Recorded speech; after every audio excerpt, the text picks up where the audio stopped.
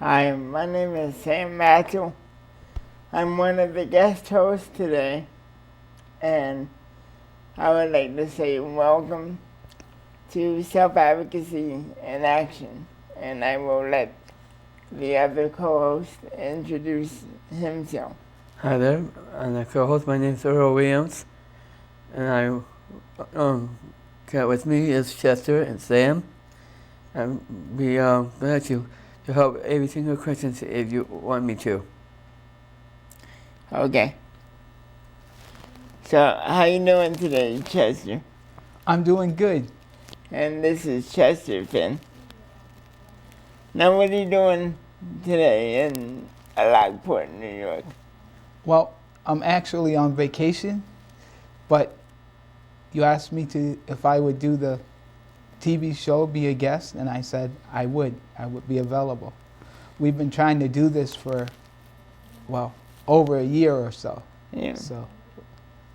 So Chester,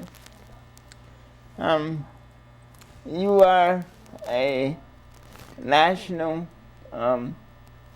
president of an organization for people with disabilities.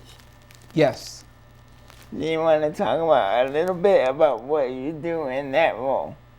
I was just elected for the third time of self-advocates becoming empowered. I was elected in Indianapolis, Indiana, where we had over 1,100 people from across the country. And what our organization does is we network in Washington, D.C. with our legislators, Congress, the president, and not too much work with the Supreme Court, but we let them know our views and, if there's a civil rights issue dealing with people with intellectual and developmental disabilities, we let them know. So that's basically some of the things that we do. And we work with statewide self-advocacy and people first organizations across the country, as well as, in some of the territories, Puerto Rico and some of the other places that they have groups. Now, why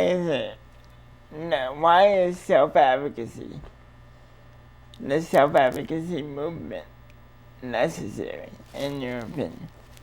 It's necessary because all groups dealing with people with disabilities have a voice in Washington, and they have a voice around the world.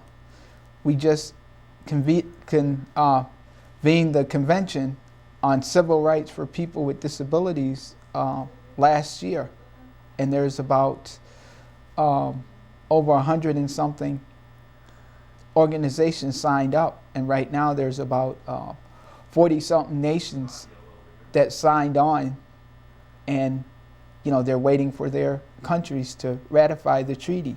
So self-advocacy is a worldwide network. But what does it do for, maybe you can help me with this here. Okay, see. For self-advocates, what is one of the local, you're part of a local self-advocacy group, right, Earl? Yes, we are. And we're trying to learn how in kind of cities to help people lost to find jobs elsewhere. How you go by get a job when I did it other community and have their own place at the same time. Yes, those are actually two issues that we talk about a lot, as people having their own jobs so that they can, receive more money to, help them live in the community, and also, having their own apartments and, having a place to live where, they're in charge, Okay. where they make the rules and the decisions. Now ask me this question. If they got enough money in their account, how they're going to get that money if everything is what going on and how they get around? Well, what we have in place for people if they want their own apartments or, you know, their own house. A lot of people across the state now, through a program that we have called the Home of Your Own, they hire people to actually help them, you know, if they need help with their, you know, budgeting, you know, for their, you know, houses and, you know, apartments. So that's part of what they can do, you know, through brokers. That's a person that's, you know, able to help you in certain areas that you need. How many people they got right now helping them, or if they know how to do it on their own? There's over close to 200 people now. It might be closer to 3 right now, but I'm not sure of the exact figure because I haven't been paying that much attention to it. I've been working with the aspect of, you know, making that happen for people, so I'm not up on all of the new statistics.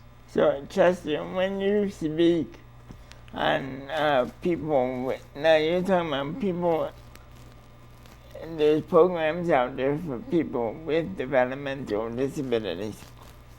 And a while ago, we had a show on that topic.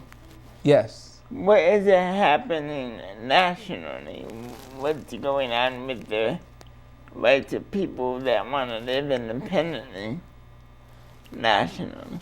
Well, they're bringing together all of the figures on individualized services, self-determination, self-directed services. Those are issues that we are now talking to Medicaid about and working with the Obama transition team.